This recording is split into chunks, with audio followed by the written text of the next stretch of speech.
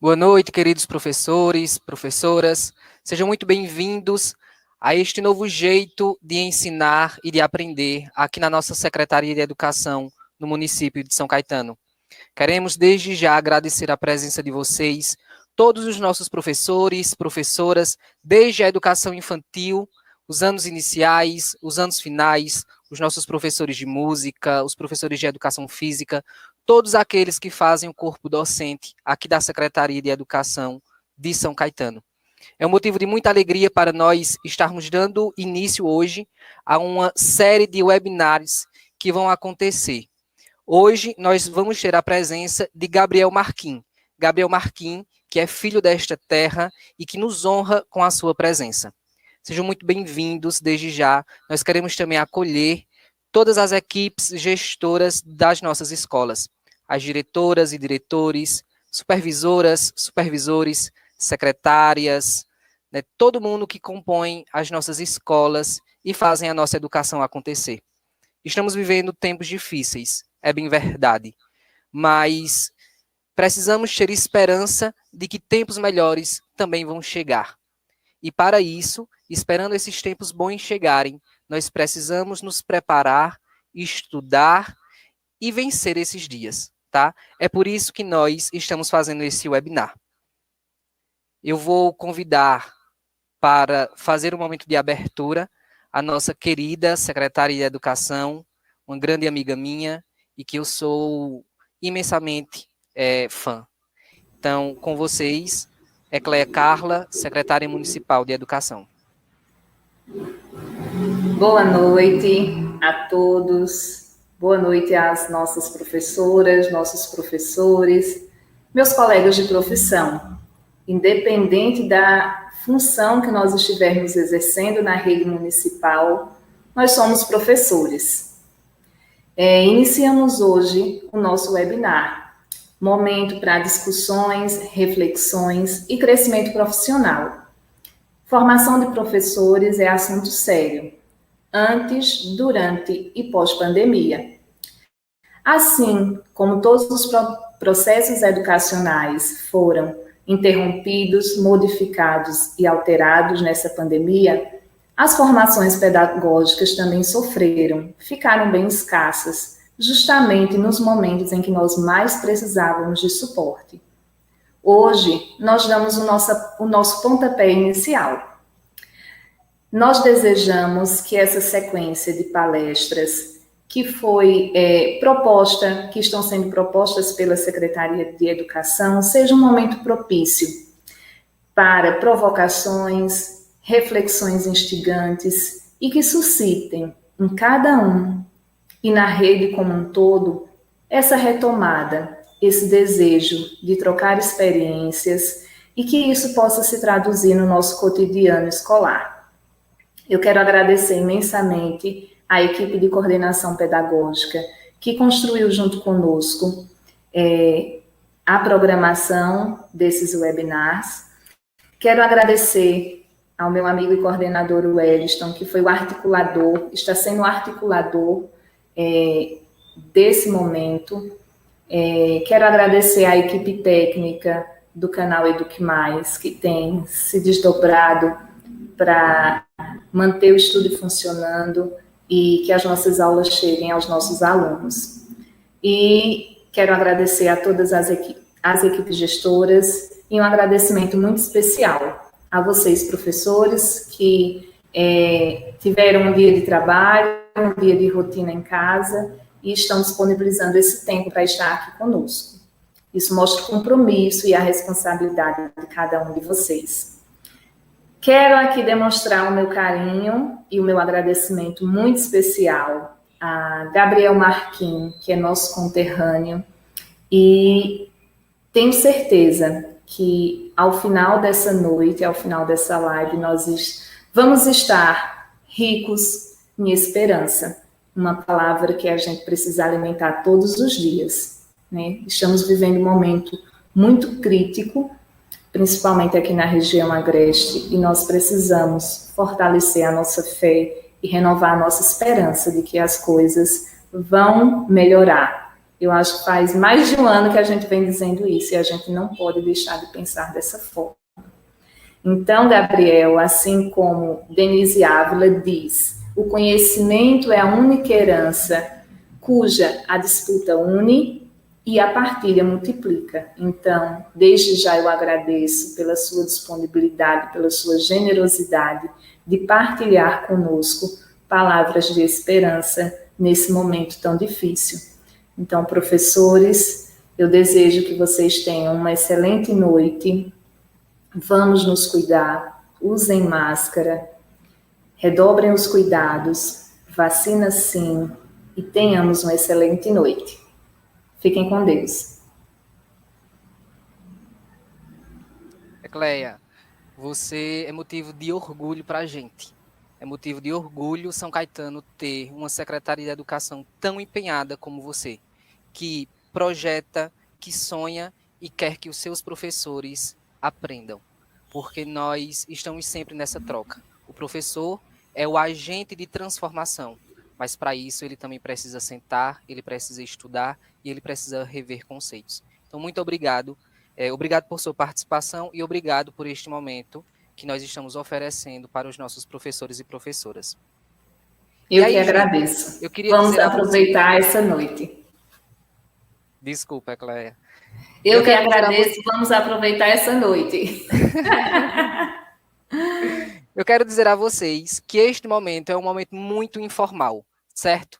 Nós aqui não teremos grandes formalidades, isso daqui não é um evento, esse momento aqui é uma sala de aula e nós vamos estudar, nós vamos aprender, nós vamos trocar ideias, tá? O título principal, o tema principal desse webinar é A Educação para o Futuro e o Professor como Agente de Esperança. Vocês, professores, professoras, são os agentes de esperança das nossas crianças, dos nossos jovens. Vocês levam a esperança para o mundo. Então, nós queremos que este dia, esta noite e todas essas que virão nos próximos dias sejam enriquecedoras para vocês. Vocês podem utilizar o chat aí do YouTube, vocês podem mandar perguntas, vocês podem mandar suas observações, porque nós iremos repassar todas essas perguntas, todas essas dúvidas, observações, críticas para o nosso palestrante da noite. Ele vai expor as suas ideias, nós vamos ouvir com muito carinho e depois a gente bate um papo com ele, tá? O intuito desse webinar é isso, é trocar ideia, tá bom?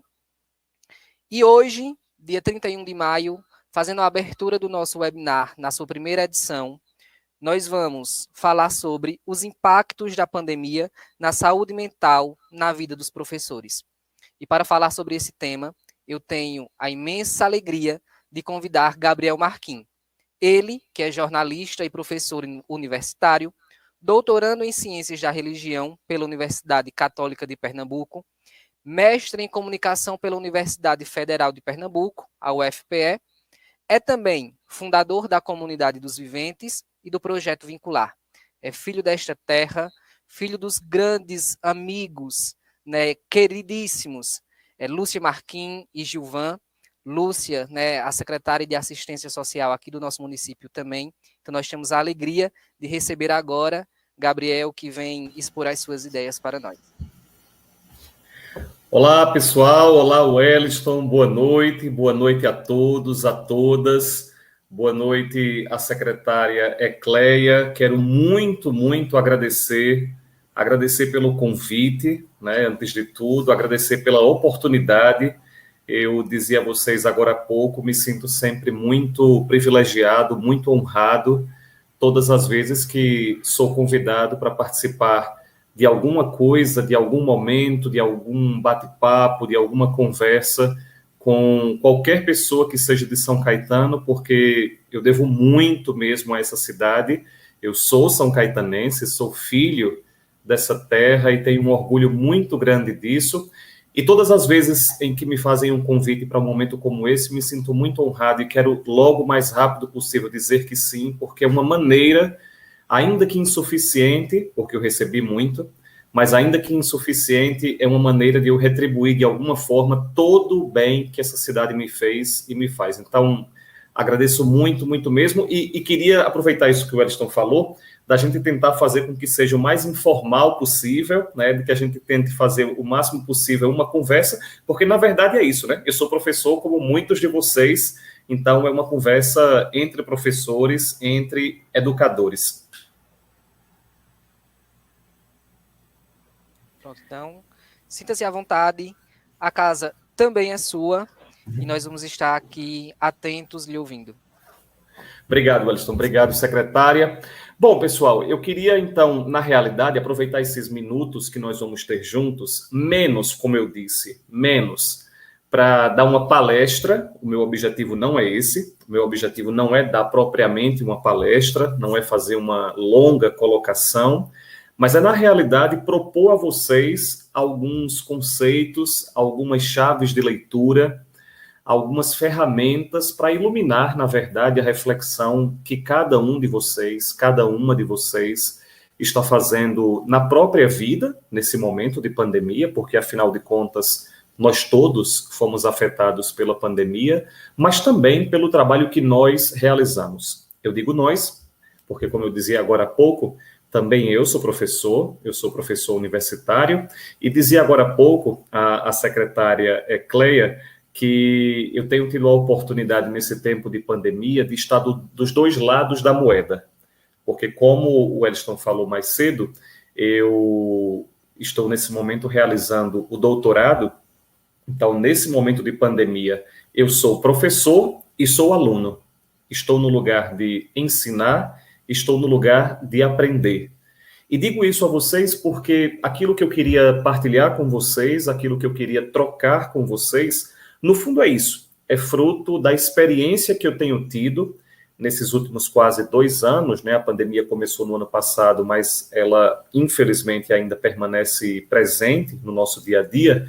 Então, aquilo que eu queria propor a vocês, aquilo que eu queria partilhar com vocês, é fruto do que eu tenho observado como professor e como aluno. Mas, sobretudo, como uma pessoa que, como vocês, e a Cleia falava sobre isso agora há pouco, uma pessoa que, como vocês, tem procurado manter acesa uma esperança pessoal para que essa esperança ilumine outras pessoas que estão ao meu redor. E, afinal de contas, nós todos, professores, somos isso. Somos homens e mulheres de esperança. É inconcebível imaginar um professor, uma professora, que não seja por si mesmo, por si mesma, por si só, um homem, uma mulher de esperança. Provavelmente todos vocês que estão me vendo agora, independentemente da função que exerce, como a Cleia falava agora há pouco, sendo um gestor, sendo um professor de que matéria for, de que série for, independentemente de qualquer coisa, todo educador é, por si só, um homem, uma mulher de esperança. Antes de tudo, porque nós estamos num momento em que a humanidade aparentemente desespera. Ou seja, nós estamos como que desesperados. E vejam, radicalmente essa palavra significa justamente isso, a incapacidade de esperar. Desesperado é alguém que não espera, é alguém que não tem expectativa, é alguém que não consegue olhar o futuro, é a capacidade de olhar adiante, de ver o horizonte. Percebam isso, quando nós dizemos que uma pessoa é esperançosa, é alguém que espera algo, é alguém que vislumbra algo, é alguém que tem esperança de algo. Mas quando nós dizemos que alguém é desesperado, nós estamos dizendo que essa pessoa já não espera. E veja, uma pessoa que não espera, uma pessoa que não tem perspectiva, uma pessoa que não tem horizonte, é uma pessoa que parou, é uma pessoa que se rendeu, é uma pessoa que imobilizou-se, que ficou paralisada. Esse é um momento, a pandemia é um momento, e eu queria em algum momento que a gente tivesse essa troca, né? Gostaria muito de que isso estivesse acontecendo presencialmente, para eu ver o rosto de vocês, para eu ver as reações de vocês, mas também para escutá-los, né, para escutá-las, porque eu tenho a impressão, não sei se vocês concordam comigo, vocês podem reagir aqui no chat, como o Wellington falava, mas eu tenho a impressão de que esse momento é um momento que está radicalmente, profundamente testando a nossa capacidade de esperançar. Porque, vejam, a esperança não é, antes de tudo, a capacidade de esperar passivamente o futuro. Atenção para isso, isso é muito importante. Esperança não é a capacidade de esperar passivamente. Por isso é que, por exemplo, Mário Sérgio Cortella, que é um filósofo que muitos de vocês devem conhecer, Mário Sérgio Cortella fala sempre que ele prefere falar de esperança como um verbo. O verbo esperançar. Ou seja, eu espero participando do processo de espera. De novo, eu tenho duas formas radicalmente de compreender a esperança. Eu posso compreender a esperança em que eu passivamente espero, e eu posso compreender a esperança como um ato de forma atuante, atuar nessa espera. Ou seja, de uma forma, eu sou um agente passivo. De outra forma, eu sou um agente ativo. Vejam, é como se nós pudéssemos resumir dessa forma. A pandemia nos trouxe um momento de um certo desespero. A pandemia nos trouxe um momento de desesperança. Como é difícil esperar algo bom. Como é difícil crer no mundo melhor. Como é difícil ter coragem para atuar para esse mundo melhor acontecer. Então, nós estamos vivendo um tempo de desesperança. E nós, por sermos professores, por sermos educadores, nós somos homens e mulheres de esperança, mas nós, por si sós, nós temos que tomar uma decisão. Se nós seremos agentes de esperança passivos, se nós seremos agentes de esperança ativos.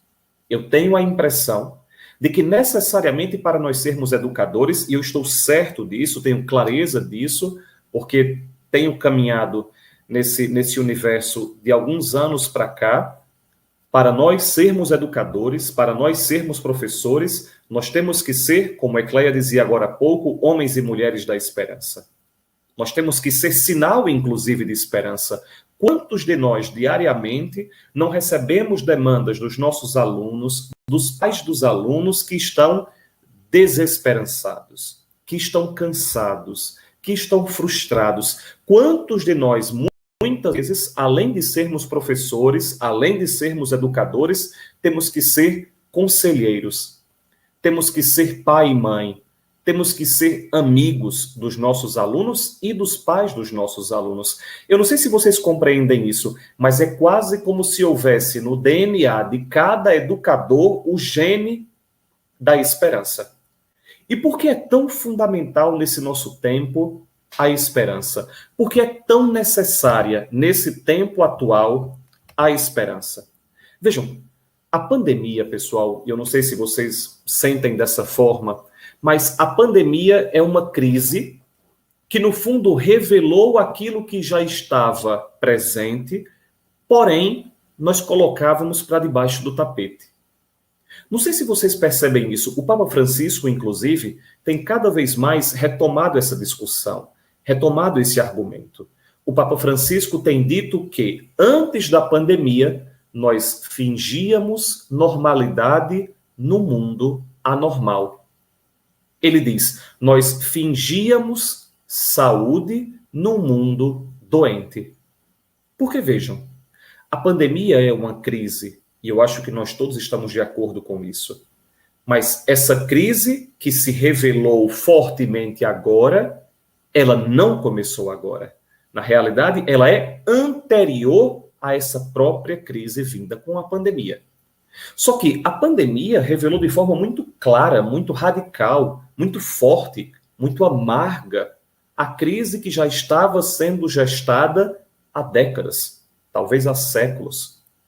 E a pandemia especificamente nos demonstrou, na minha opinião, 3 características que todos nós, pessoalmente estamos sentindo, as nossas cidades estão sentindo, o nosso país está sentindo, o mundo está sentindo.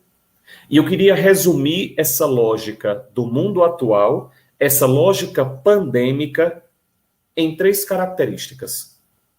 A nossa geração, o nosso mundo, está marcado por uma lógica barulhenta, dispersa e cansada. De novo, barulho, dispersão e cansaço. Barulho, dispersão e cansaço. Barulho, dispersão e cansaço. Eu queria que vocês começassem a partir de agora, mais do que observar o dia a dia de vocês em sala de aula, ainda que não seja uma sala de aula presencial, mas para além de vocês observarem como isso se dá no trabalho de vocês, na função de vocês, na atividade de vocês, eu queria que vocês se perguntassem se vocês não estão hoje mergulhados, imersos numa lógica barulhenta, dispersa e cansada. Vejam, diariamente nós somos, e digo isso como jornalista, eu sou professor universitário de turmas de comunicação, de jornalismo e publicidade. Como jornalista, eu posso dizer isso a vocês de forma categórica. Nós nunca tivemos, em toda a história da humanidade, uma época em que o barulho fosse tão evidente. Em que o excesso de informações, em que o excesso de tudo, necessariamente nos fizesse cada vez mais barulhentos. Quantos de nós não começam o dia cheios, entupidos de mensagens no WhatsApp? Quantos de nós não passam o dia inteiro respondendo a tantas notificações que aparecem no celular?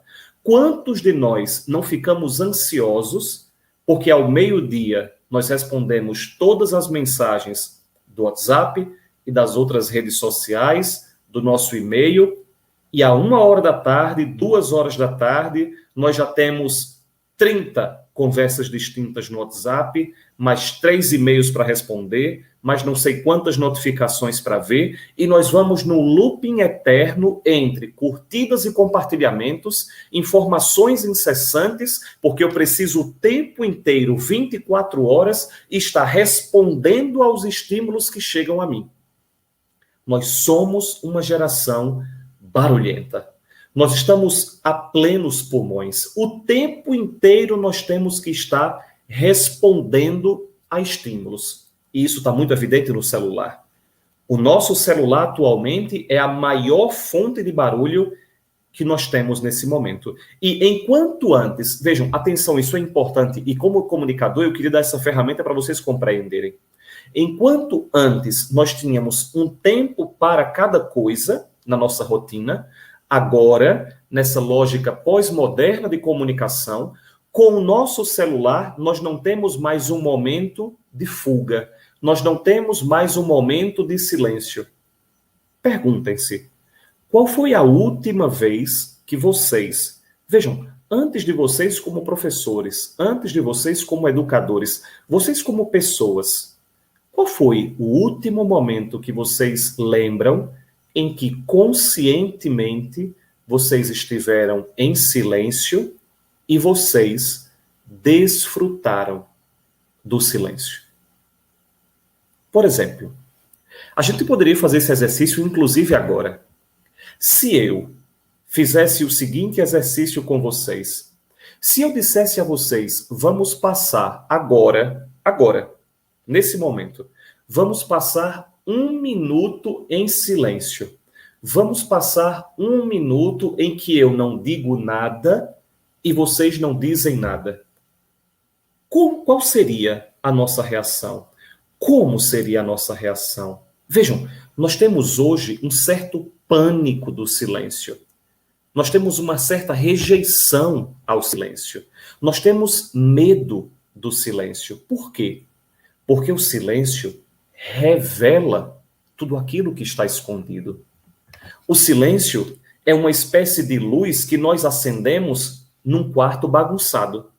Vejam, o silêncio, de novo, o silêncio é uma espécie de luz que nós acendemos num quarto bagunçado. Como nós não queremos ver a bagunça do quarto, porque nós teremos que limpar esse quarto, nós não acendemos a luz. Funciona da mesma forma atualmente com a ausência de silêncio. Nós não queremos ter silêncio, porque o silêncio nos revela, porque o silêncio nos dá acesso a um espelho, porque o silêncio nos mostra aquilo que nós somos. Para nós não entrarmos na angústia do que o silêncio nos oferece, o que é que nós fazemos? Barulho, barulho, barulho, barulho, movimento, sons, notificações, respostas, mensagens. Vejam, nós estamos vivendo numa lógica barulhenta. Nós vivemos no barulho e praticamente vivemos para o barulho. Então, a primeira característica é essa. Nós temos uma lógica do barulho. A segunda característica é de uma lógica dispersa. Nós estamos o tempo inteiro, pessoal, dispersos. E o que significa a dispersão? Significa que nós não estamos... Atenção, a dispersão significa que nós não estamos onde nós estamos. De novo, a dispersão é a impossibilidade, é a incapacidade de nós estarmos onde nós estamos. Por exemplo, eu queria fazer uma pergunta aqui a vocês. Não sei se vocês podem responder com toda sinceridade. Mas quantos de vocês nesse momento estão me assistindo e fazendo outras muitas coisas?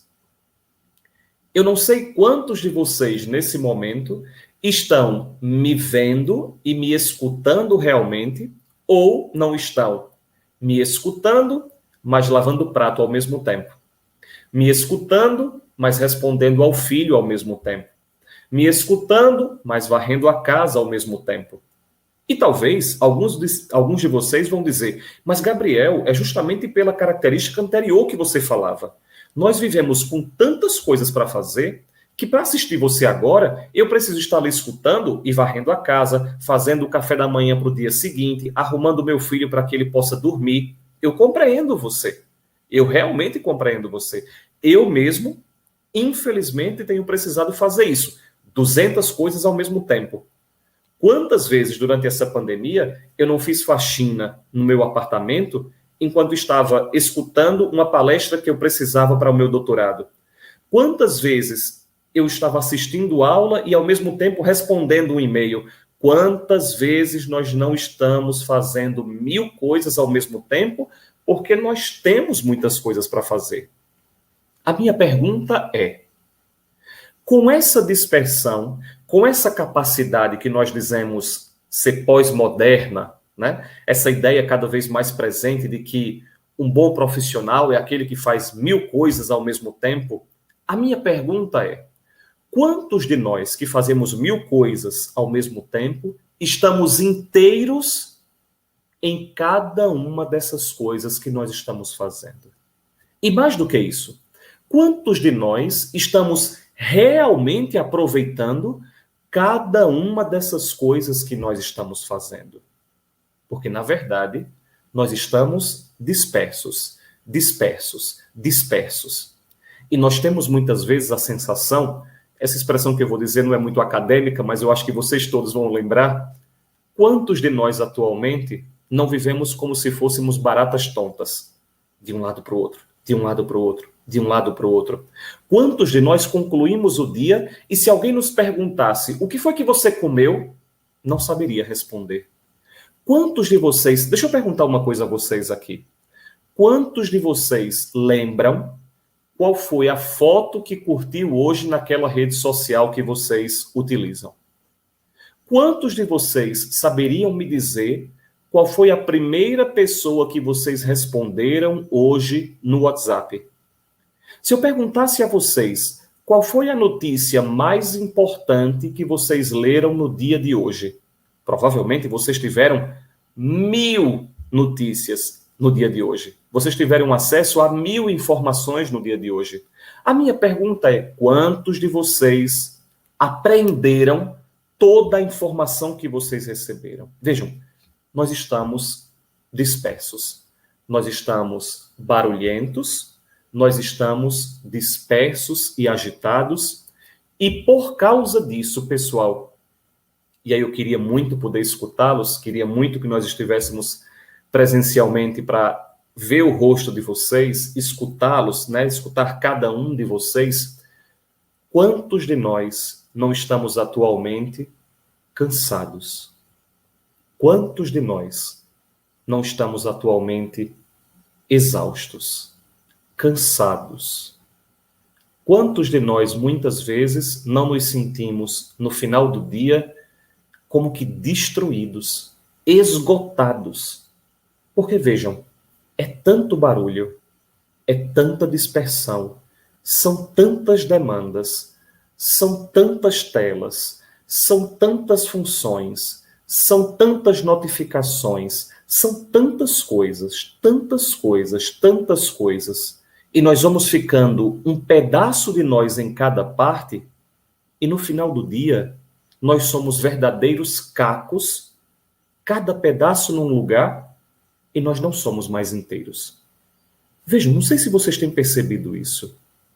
Não sei se vocês sabem, mas existe uma diferença muito grande, atenção, existe uma diferença muito grande entre os nossos pedaços, que podem se tornar simplesmente pedaços jogados, e pedaços que se tornam vitral de uma grande catedral.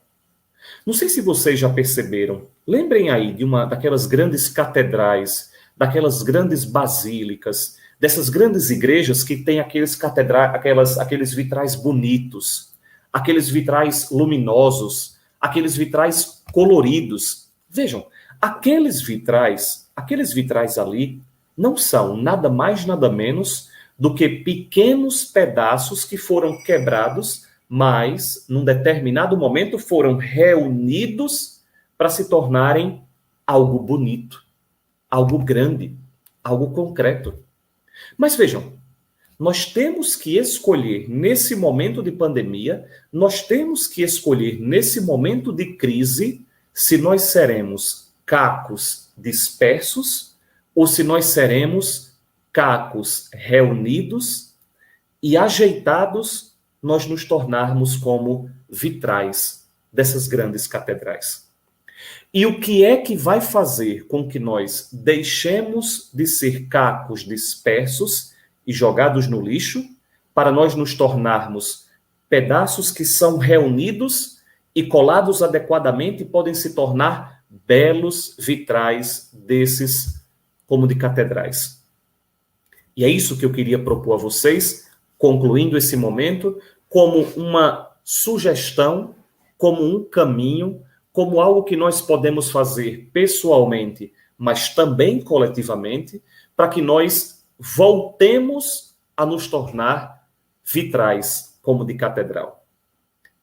Eu queria partilhar com vocês aquilo que desde os gregos, mas sobretudo no mundo moderno, foi trabalhado por um autor chamado von Balthasar. Von Balthasar era um grande filósofo e teólogo alemão do século XX, do início do século XX, e ele recuperou 3 características que, segundo ele e os gregos clássicos, são fundamentais em tempos de crise como esse que nós estamos vivendo. Para os gregos, pessoal, lá na Grécia Antiga, lá na Grécia Clássica, mas também para os filósofos modernos como von Balthasar, Henri de Lubac e tantos outros, aquilo que é importante em momentos de crise é que nós desenvolvamos 3 características, 3 virtudes, 3 realidades fundamentais. Vou dizer quais são: a verdade, a bondade e a beleza. A verdade, a bondade e a beleza. Verdade, bondade, beleza. Verdade, bondade, beleza. São essas 3 características que, segundo esses grandes autores, nós devemos retomar, nós devemos realizar para que nós saiamos da crise não como cacos jogados no lixo, mas como esses pedaços que, reunidos e colados, podem se tornar um vitral bonito de uma catedral. O que é a verdade, o que é a bondade e o que é a beleza? Para esses filósofos, desde os gregos até hoje, a verdade é procurar, através do conhecimento, aquilo que responde às nossas angústias mais interiores. De novo, 3 características fundamentais para nós sairmos da crise melhores do que quando nós começamos. Primeiro, a verdade. A verdade é a capacidade de movimentar-se procurando conhecer um caminho para responder às angústias mais interiores. Atenção, todos nós aqui, se nos conhecemos bem, todos nós, absolutamente todos nós, se nos conhecemos bem, sabemos que nós trazemos dentro de nós perguntas inquietantes. Perguntas, às vezes, dolorosas. Perguntas doídas. Eu tenho uma grande amiga que diz sempre que a hora de dormir é a hora mais sincera. É a hora que nós colocamos a nossa cabeça no travesseiro, aquela hora é a hora mais sincera do nosso dia. Não sei se vocês já perceberam isso. Quando vocês deitam para dormir, quando vocês colocam a cabeça de vocês no travesseiro para dormir, aquela hora é a hora mais sincera do dia de vocês. Por quê?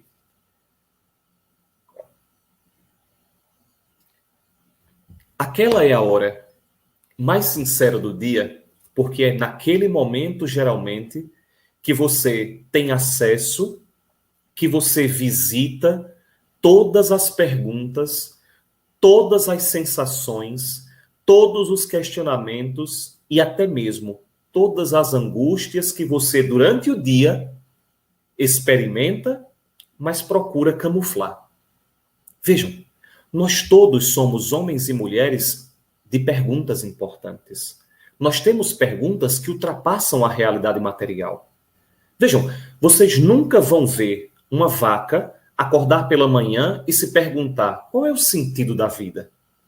Percebe? Vejam, nunca, em nenhum momento da história da humanidade, nunca aconteceu de uma vaca acordar no curral e dizer: o que eu estou fazendo da minha vida? Vejam, isso não existe. Somente o homem, somente nós, seres humanos, somos capazes de acordar todos os dias e nos perguntarmos: por que eu estou aqui? O que eu estou fazendo da minha vida? Qual é o sentido da vida? Pois bem, os gregos diziam: se nós queremos sair das nossas crises, as nossas crises pessoais e as nossas crises sociais, nós temos necessariamente que procurar a verdade. A verdade sobre nós mesmos, a verdade sobre o mundo. Depois, a verdade não é o suficiente. Nós temos que procurar a bondade. Por quê? Porque essa verdade precisa necessariamente responder a questões, precisa necessariamente responder às perguntas que me tornem e que nos tornem melhores. Nós temos que ser cada vez melhores. Nós temos que caminhar por um caminho de bondade. O homem, antes de tudo, nasceu para essa realidade. Veja, existe dentro de nós, pessoal, um desejo, existe dentro de nós uma inclinação para o bem. Mas essa inclinação para o bem, ela só pode acontecer se eu vou caminhando na verdade, procurando essa bondade. Porque se eu não caminho na verdade, eu posso me tornar uma pessoa pior. Vejam, assim como nós temos uma inclinação para a bondade, nós também temos uma inclinação para a maldade. Nós temos que todos os dias, todos os dias nós temos que nos questionar qual é o movimento que eu vou alimentar dentro de mim. Se eu vou alimentar o movimento da bondade, se eu vou alimentar o movimento da maldade. E quem é que vai me iluminar para que eu alimente o caminho da bondade? A busca da verdade. É a verdade que vai me iluminar para que eu me torne melhor. Verdade, bondade mas existe uma terceira característica.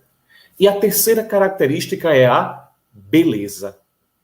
Vejam, se eu busco a verdade, eu me torno um homem melhor. Se eu me torno um homem melhor, eu me torno um homem mais belo. Eu realizo o mundo mais belo. Eu não sei se vocês têm na memória de vocês, procurem aí na memória de vocês, puxem aí na memória de vocês. Quais foram as pessoas que vocês recordam que são belas? E vejam, beleza aqui não é, antes de tudo, uma questão de estética. Não é uma beleza externa, simplesmente, que eu estou falando. Eu estou falando que as pessoas verdadeiramente belas são aquelas que estão permanentemente buscando a verdade, são aquelas que estão permanentemente buscando serem boas. Lembrem aí quem são as pessoas belas que vocês conhecem. E vejam se não são pessoas que procuram viver na verdade e se não são pessoas que procuram destilar bondade por onde elas vão. E elas, pouco a pouco, vejam, elas pouco a pouco fazem com que aquilo que está ao seu redor se torne belo. Vejam, eu particularmente tenho belíssimas lembranças de grandes professores, de grandes professoras. E a lembrança que eu tenho deles e delas não é, antes de tudo, que eles me ensinaram coisas, mas era como se eles conseguissem, na sala de aula, tornar as coisas belas. E é assim que eu queria concluir esse momento com vocês. Percebam, atenção, percebam que a verdade é uma busca da educação. A bondade só pode ser uma realidade quando nós educamos uma pessoa para ser boa, bondosa. E a beleza só é uma realidade quando a educação serve à verdade, quando a educação educa para a bondade. Dessa maneira, a educação contribui para que o mundo se torne mais belo. De novo, a educação tem um papel fundamental na busca da verdade, da bondade e da beleza. Vejam, a verdade é o caminho para procurar respostas para as perguntas. O que é isso se não é educação? A educação é a busca da verdade. A educação é o caminho para a busca da verdade. Depois, a bondade. Nós só nos tornamos pessoas boas se alguém vai nos educando pedagogicamente para a bondade. A educação tem um papel na construção da bondade nas pessoas. E, por fim, se a educação ela consegue levar as pessoas pelo conhecimento da verdade, se a educação consegue fazer com que as pessoas se tornem bondosas, a educação é diretamente responsável pela construção de um mundo mais belo. Por isso, educadores, por isso, professores, por isso, gestores, por isso, a minha missão e a missão de vocês não é outra coisa senão tornar o mundo mais belo através da busca da verdade, da educação para a bondade. Novamente, o nosso papel, a nossa missão, a minha como professor, a de vocês como professores, como gestores, como educadores, a nossa missão não é outra senão tornar esse mundo mais belo, senão tornar a vida dos nossos alunos e, por consequência, das suas famílias, da nossa cidade, necessariamente a nossa missão passa pela transformação de um mundo mais belo. E se nós queremos tornar esse mundo mais belo, nós temos que fazer com que a nossa missão de educadores seja a procura da verdade, a educação para a bondade. Se eu e vocês formos homens e mulheres que procuram caminhar para a verdade e, ao mesmo tempo, educar as pessoas para a bondade, nós certamente tornaremos este mundo muito mais belo. E aí sim, concluindo, aí sim nós seremos verdadeiramente homens e mulheres da esperança, como nós dizíamos lá no início. De uma esperança que não é simplesmente o ato de esperar passivamente, mas o ato de tomar as rédeas da história e nós ativamente construirmos essa esperança que nós tanto desejamos. Porque vejam, se nós somos educadores, uma coisa é verdade, se nós somos educadores, nós somos sim homens e mulheres da utopia. Nós somos sim homens e mulheres do sonho. Nós somos sim homens e mulheres que procuram a transformação do mundo. É inconcebível imaginar um educador que não tenha como missão última da sua vida transformar a humanidade, transformar o mundo inteiro. Por quê? Porque se nós somos educadores, a nossa missão é transformar a vida das pessoas. Vejam, lembrem sempre disso. Eu e vocês como professores, eu e vocês como educadores, talvez não transformemos o mundo, mas eu e vocês certamente podemos transformar pessoas e são as pessoas que transformam o mundo. É inconcebível imaginar a transformação do mundo sem passar pela transformação das pessoas. É inconcebível imaginar a transformação das pessoas, imaginar a transformação dos seres humanos sem passar pela missão de cada educador. Seja aquele que seja, fazendo aquilo que estiver fazendo, nós somos homens e mulheres de esperança. Portanto, resumo e concluo dizendo, é verdade, a pandemia nos revelou uma crise. É verdade, nós estamos vivendo uma lógica barulhenta, dispersa e cansada. É verdade, nós como educadores podemos ir pelo caminho da verdade, da busca da verdade, educando as pessoas para a bondade, para nós transformarmos este mundo barulhento, disperso e cansado no mundo belo, no mundo em que a esperança deixa simplesmente de ser uma espera e passa a ser verdadeiramente uma busca ativa, atuante, definida, definitiva e decisiva de homens e mulheres que procuram a beleza através do ato de esperançar. Eu quero muito agradecer pela atenção de vocês todos, quero muito agradecer pelo convite. Se algum de vocês ou alguma de vocês tiver algum comentário ou alguma pergunta, eu fico à disposição. Passo a bola então para vocês, para que a gente continue essa noite tão importante e tão bela. Obrigado.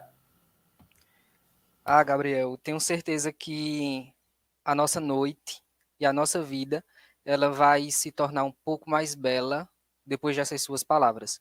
É muito bom refletir com você, porque além da beleza, a gente também sente muita verdade. Você transmite verdade nas suas palavras, né? Foram diversos comentários, né, corroborando tudo aquilo que você falava. A necessidade da gente silenciar, da gente se guardar um pouco para poder se ouvir, né? Gabriel, eu queria fazer uma pergunta, e aí esta não é de outros professores, é minha mesmo, tá? Você, no início, você falou sobre o professor ou as pessoas, de uma forma geral, como agentes de esperança. Esse é o título principal, o tema principal do nosso webinar. E aí a minha reflexão é a seguinte, nós estamos vivendo uma pandemia, mais de 450 mil pessoas aqui no Brasil já perderam suas vidas, muitas delas, né, pessoas muito próximas a nós, familiares, amigos. Nós acabamos de ver passar aqui pelo centro de nossa cidade mais um enterro de uma pessoa da família de uma professora daqui da rede municipal. E aí eu te pergunto, como é que nós, dentro de uma pandemia, nós vamos continuar sendo agentes de esperanças com tanto medo? Porque a pandemia nos trouxe medo, né? E como é que a gente vai ser um agente de esperança com tantas mortes ao nosso redor, de pessoas próximas ou também com medo de nós próprios morrermos? Como é que a gente consegue fazer isso? Muito bom, Elson. Eu agradeço muito a pergunta, porque, na realidade, essa é uma angústia que nós todos estamos experimentando, né? Infelizmente, nenhum de nós está ileso nesse momento de pandemia. Eu tenho uma amiga que costuma dizer que uma pessoa que esteja normal nesse tempo, ela certamente não está normal. Uma pessoa que esteja normal nesse momento que nós estamos vivendo, normal ela não está. Por quê? Porque é impossível nós estarmos normais num momento de tanta anormalidade. Quando você faz uma referência ao medo, é importante, antes de tudo, Wellington, a gente frisar bem o que é a coragem. Porque muitas vezes nós temos a tentação de imaginar que a coragem é a ausência do medo. Quando, na verdade, a verdadeira coragem é o enfrentamento do medo. Veja, existe uma diferença, é sutil, é claro que é uma diferença sutil, né? Nós temos que estar muito atentos a isso. E qual é a dificuldade de nós fazermos esse movimento? Por aquilo que nós falávamos agora há pouco.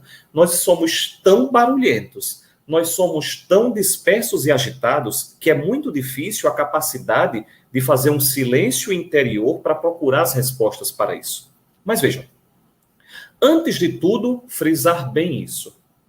A coragem não é a ausência do medo, a coragem é a capacidade de enfrentar o medo. Os grandes líderes, lembrem aí das grandes personalidades, das grandes lideranças, das grandes referências que nós temos, as grandes que passaram por este mundo, foram homens e mulheres que enfrentaram o medo. Foram homens e mulheres que enfrentaram momentos limite, momentos difíceis na história da humanidade. Porém, e essa é a sacada, Wellington, que cada um de nós precisa dar, é o salto, é o pulo que cada um de nós precisa dar.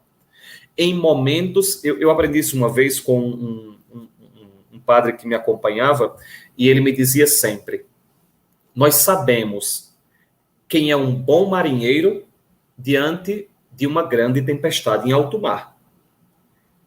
E o que é importante para o marinheiro é saber que ele tem uma âncora. Vejam, nesse momento que nós estamos vivendo, nesse momento de dispersão que nós estamos vivendo, nesse momento de vendaval que nós estamos vivendo, de tempestade que nós estamos vivendo, cada um de nós precisa encontrar a própria âncora para que possa lançar nesse mar tempestuoso, agitado, para que, apesar das ondas contrárias virem sobre os nossos barcos, nós não afundarmos. Então, cada um de nós nós que estamos aqui juntos hoje, cada um de vocês que está me vendo aqui hoje, precisa se perguntar, qual é a âncora da minha vida? Qual é o porto seguro da minha vida? Quando o mar ficar revoltado, quando o mar ficar agitado, quando a tempestade for muito complicada, para onde eu vou voltar? Qual é o porto seguro da minha vida? Qual é a âncora que eu posso utilizar? Qual é o sentido da minha vida?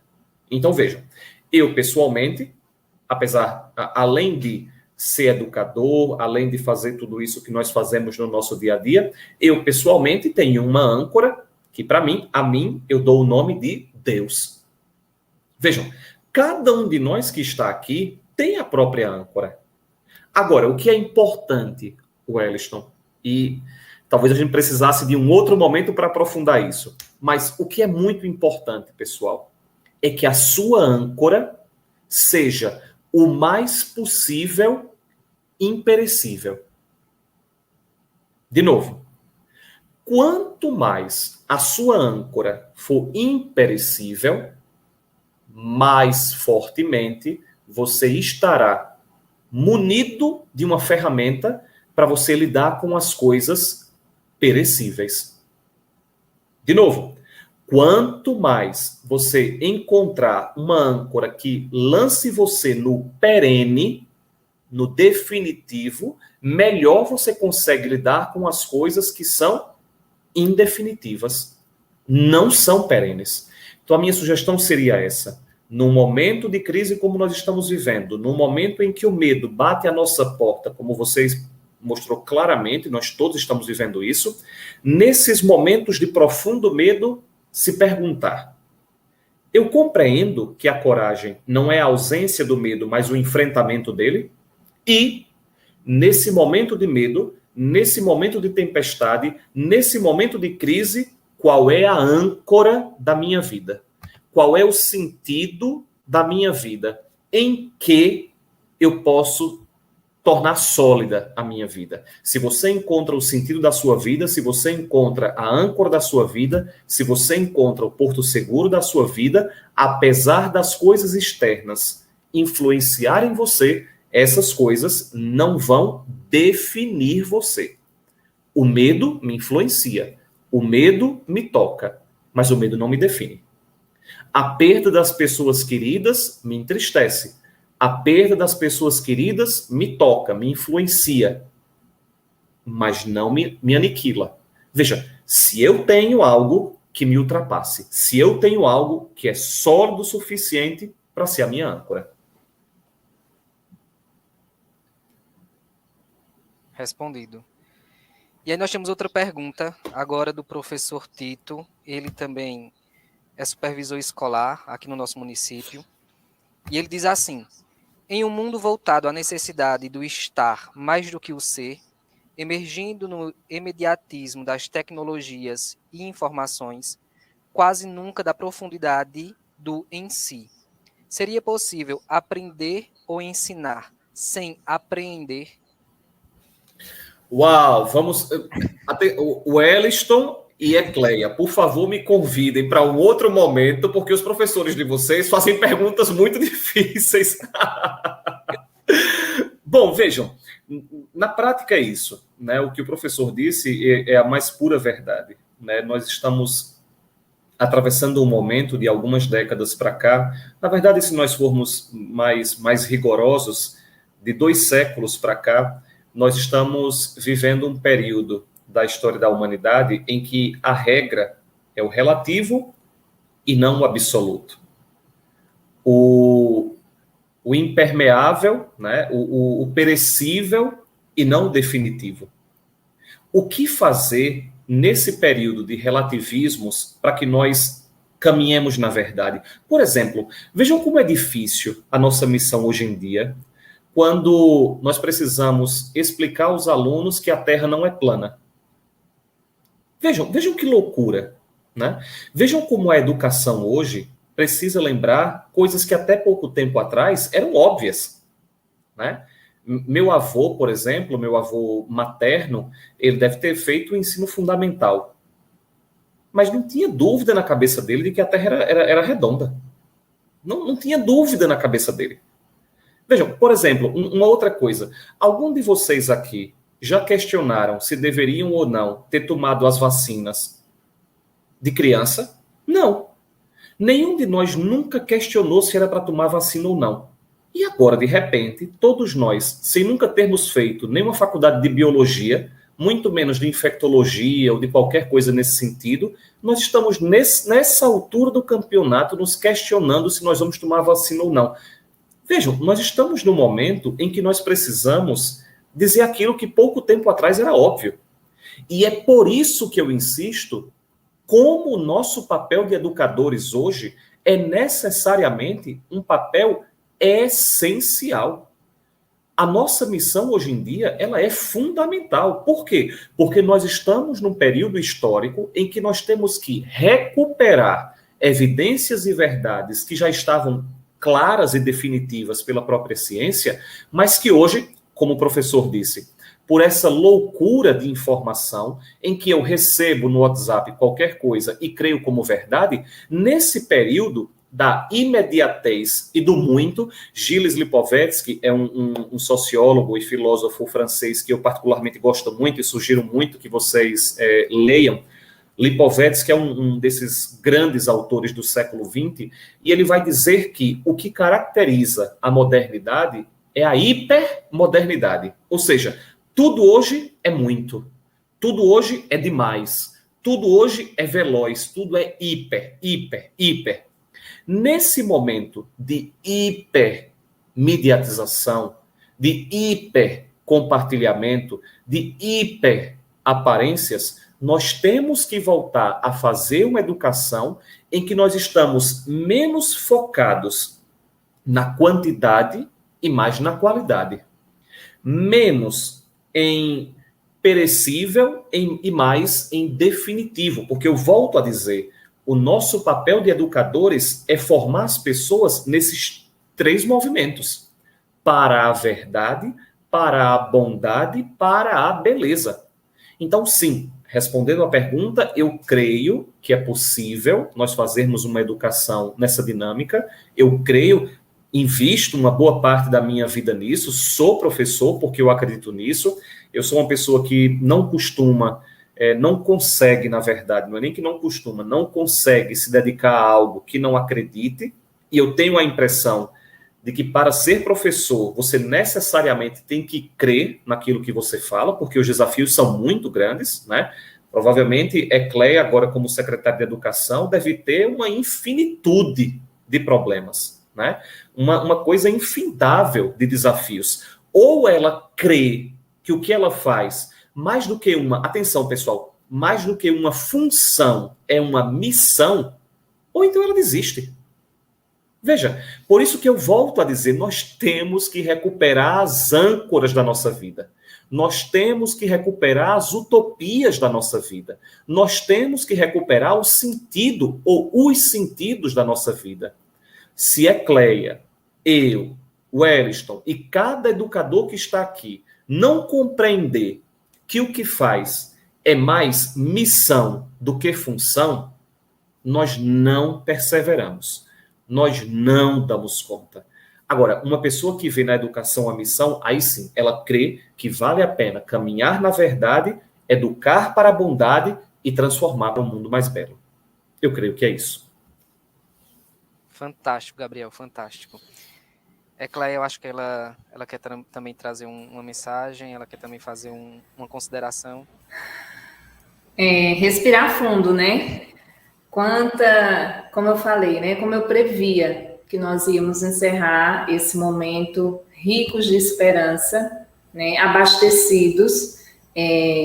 Eu fiquei aqui fazendo minhas anotações e grande aprendizado, Gabriel. Só tenho a agradecer por esse momento de partilha, por esse momento riquíssimo, agradecer a todos os professoras que se mantiveram aqui conosco, né? Estamos aqui quase há 1 hora e todo mundo com muitos elogios aqui nos comentários, e eu tenho certeza que não teria pessoa melhor para falar conosco nesse momento.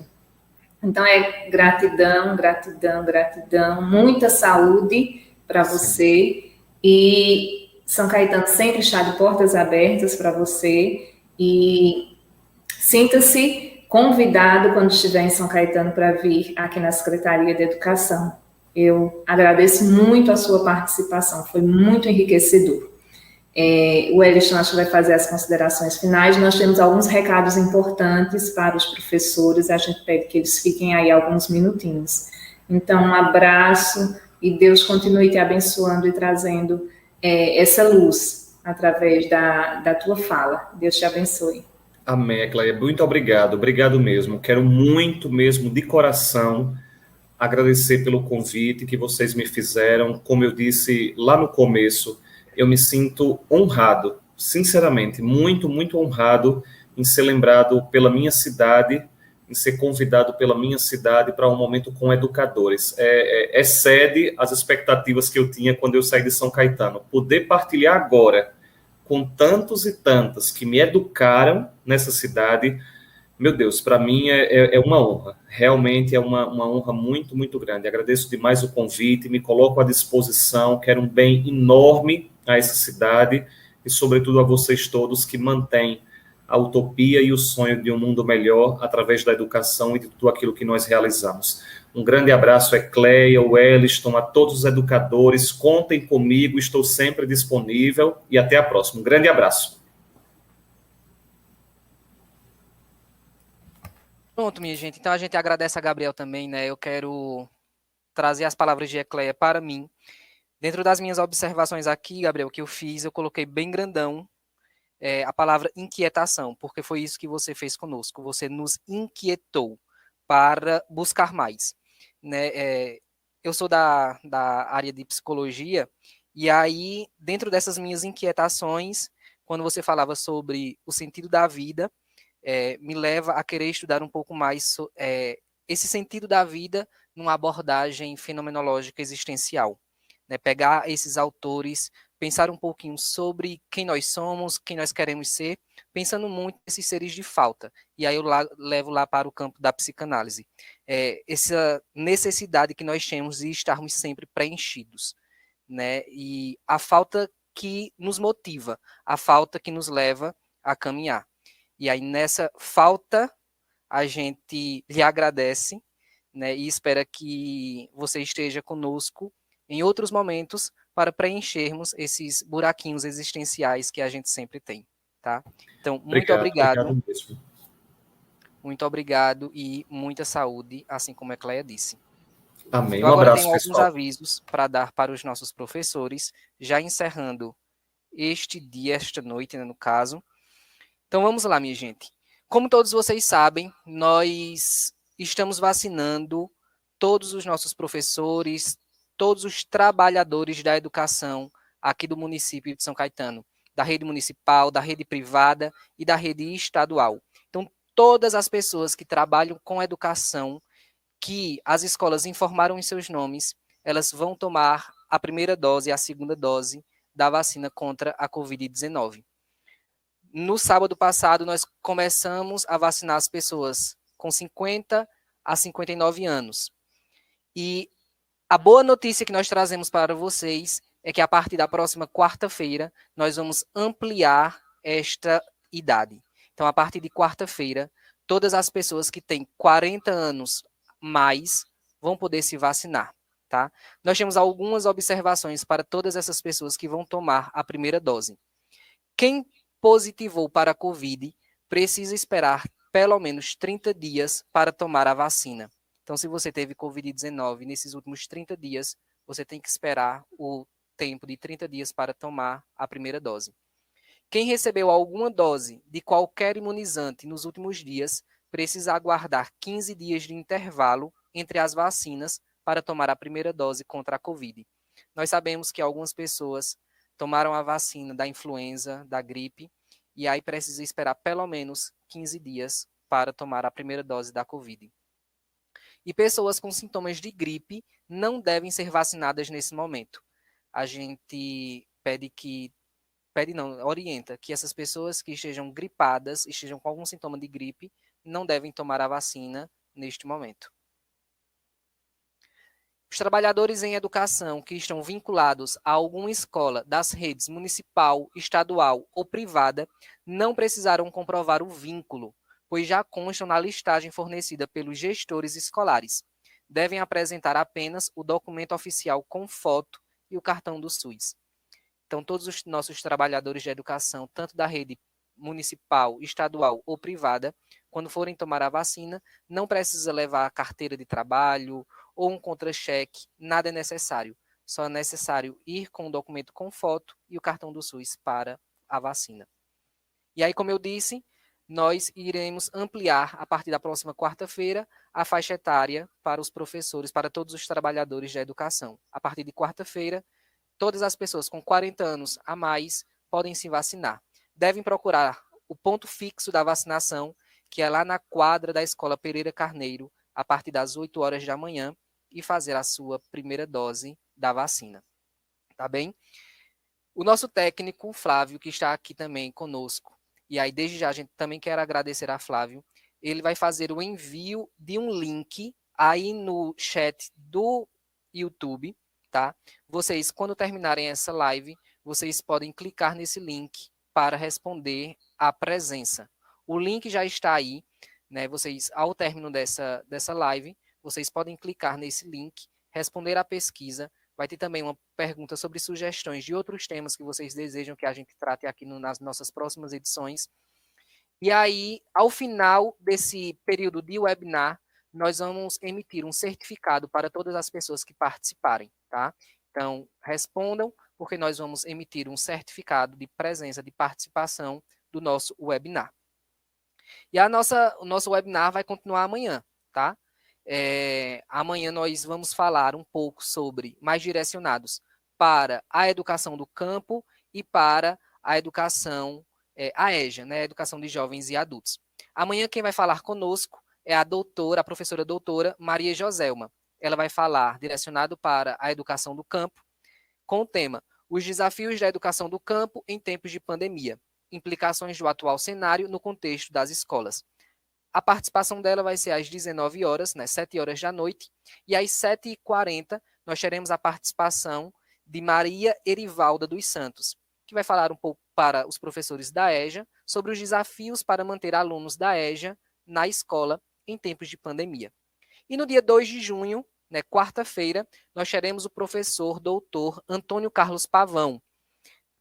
Né, o professor Pavão, ele vai trazer uma reflexão para os professores dos anos finais, do 6º ao 9º ano, sobre pensar e fazer ciência, a Semana Nacional de Ciência e Tecnologia. E aí nós encerraremos esta primeira semana de webinar, voltando assim na próxima semana com outros temas tão enriquecedores quanto esses. Então fica aqui o nosso agradecimento a todos vocês que participaram. Esperamos vocês todos amanhã para continuarmos com as nossas formações e assim aprendermos juntos. Uma boa noite, nós agradecemos imensamente a participação de todos vocês.